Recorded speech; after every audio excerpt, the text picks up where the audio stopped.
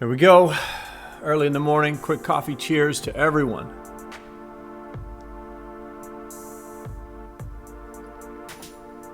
I hope you're doing well, and I just want to say straight off the bat, the headline is not clickbait. I'm about to tell you the 100% true story of how I could have been murdered yesterday. This close. Yesterday, I did, and the funny thing is, it's kind of ironic. Yesterday, I did a video about how the media wants us to believe that we live in a terrible world that's on fire and people are rioting in the streets. Walk outside your door, things aren't so bad, right? Well, yesterday, just a few hours after I filmed and shared that video on YouTube, I spent about half the rest of the day out.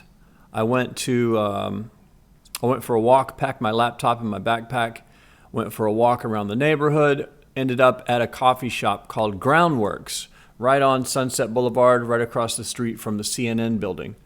And I'm in there in the Groundworks coffee shop, right, with my headphones in, little noise-canceling earbuds, and I have my laptop, and I'm just in my own world. I'm looking down, I'm working on some things and typing and just lost in my head, right?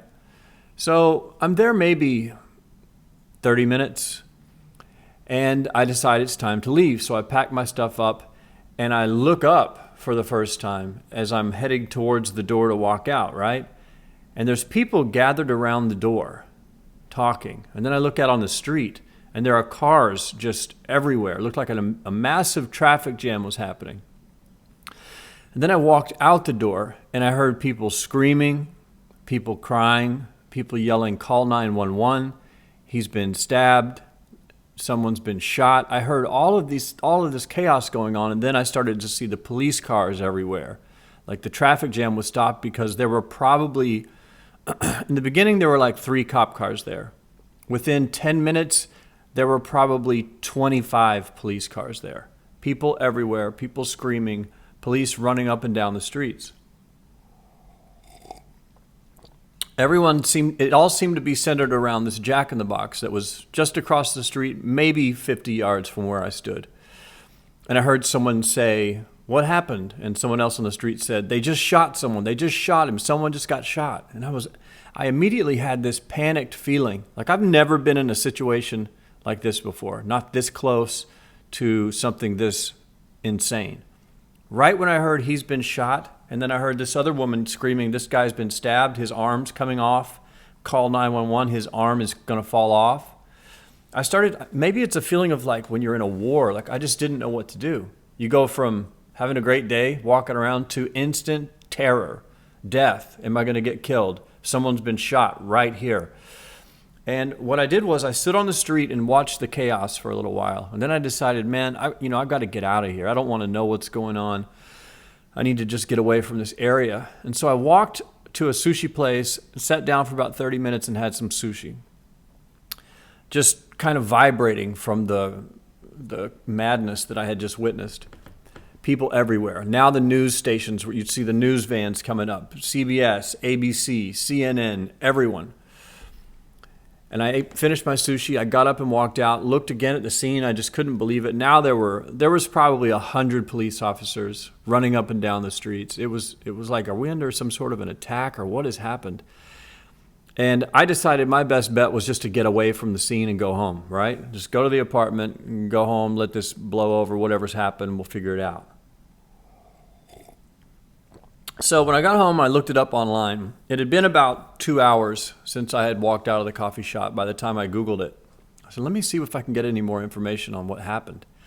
And when I found out what happened, I was shook. Like I was really shook. I came this close to being a participant in a massive attack that ended up in a murder right where I was. I was this far away, and I'll tell you why. Here's what happened. I read it online. You can Google Jack in the Box stabbing, shooting, Sunset Boulevard. That's what I Googled. There's 1,000 stories about it on all the major news sources. And I was in the coffee shop that they mentioned. But what happened was there's a big homeless problem on Sunset Boulevard. I talk about it all the time. The building I live in is super nice, but outside on the street, is full of mentally ill, homeless people, drug addicts, people with problems. There have been many attacks, not many, but every year there's like one, you hear a bad story. About 5 years ago in this neighborhood, someone had a gun in the street and just started walking up to cars and shooting people. And when you have this many millions of people shoved into a tiny area, bad things are going to happen, especially when people are being dumped out of mental homes onto our streets here because there's no program to take care of them. But it's a dangerous neighborhood. And I tell my friends that come to visit me, I'm like, you don't walk around by yourself at night, especially a girl. But and this kind of story is why, but supposedly what I read was that there was a homeless guy who allegedly had a knife and was walking down the street, lunging and stabbing people randomly. Who knows why, but he had a knife and he was successfully stabbing people on the sidewalk, blood-covered knife. I read some stories on Twitter where people were saying this big dude just walked up to me with a blood-covered knife on Sunset Boulevard. And it was this guy. He was just stabbing people for some reason. And he ended up walking into the Jack in the Box. The Jack in the Box is 50 yards from the coffee shop I'm sitting in with my headphones on, right? He walks in the Jack in the Box, stabs a few people in there. Then the part that I didn't know, that I was completely oblivious to, that really shook me to my core, was that they said he ran from the Jack in the Box to a coffee shop. Now, there's only one coffee shop that I know of that's super close to that Jack in the Box, and that's where I sat. There's like a coffee booth across the street, but directly beside the Jack in the Box is this coffee shop where I was. And they said after he stabbed the people in the Jack in the Box, he ran out and ran to the coffee shop and was about to come in there and start stabbing people. But luckily, while I'm looking at my computer, some customers at the front door of the coffee shop I was in, they saw what was happening. They see this crazed dude with a bloody knife run to the door, and they held the doors shut. They grabbed the handles and just put their weight on it and held the door shut so he couldn't get in. So the guy shook the door, couldn't get in, turned around, ran back to Jack in the Box. And by that time, that's when the police showed up. They said at least 2 police officers ran into the Jack in the Box with their guns out, and they shot the guy. It was a matter of seconds. They ran in, and it was just pow, pow, pow, pow, and they killed the guy in the Jack in the Box. He was shot dead. They had to, when you see the pictures that are circulating now, and there's actually iPhone video inside the Jack in the Box with people just with stab wounds and blood everywhere, and it's crazy. But that's what happened. I didn't even know what was going on. Like I said, I was typing up, stuff for my blog, writing emails, listening to music, had no clue. And the guy he almost ran into the coffee shop. Now, there is a small chance it was a different coffee shop, but I don't think so. There's only one coffee shop with doors. The other place is a stand. So I just found a photo of the guy. The guy in the purple shirt is the guy that was stabbing people. I was sitting in that coffee shop right there. So it was he was trying to come in that coffee shop for sure. This poor girl on the sidewalk had no idea. They said he did try to kill her. Someone got this shot somehow just before it happened. But that's how close it was, man.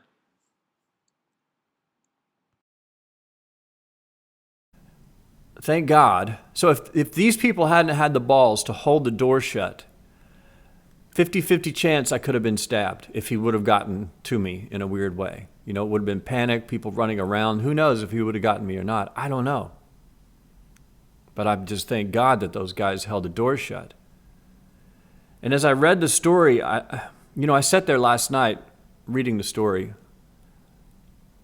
and I went for a walk later. I actually ended up going to the movies, and I walked out of the movie about 9:30, and the police tape was still there. Police lines, do not cross. All the news stations still there, still filming. Reporters out there with the spotlight on them. They're filming the Jack in the Box.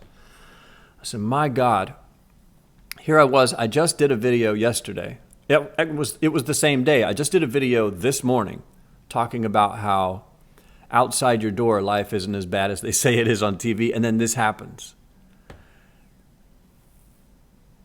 But I'll say this. That's the story. I'll say this before I go. Number one, I'm glad I'm alive. Number one, I'm just glad to be here. Number two, I got to get out of this neighborhood. Like, if you guys have been following me for a long time, the views are nice here, but the neighborhood's just it's too much. It's too much. And the other thing is, I still believe that it's not as bad as the media companies want you to believe it is. I think, in a city full of this many millions of people, someone's going to lose their mind.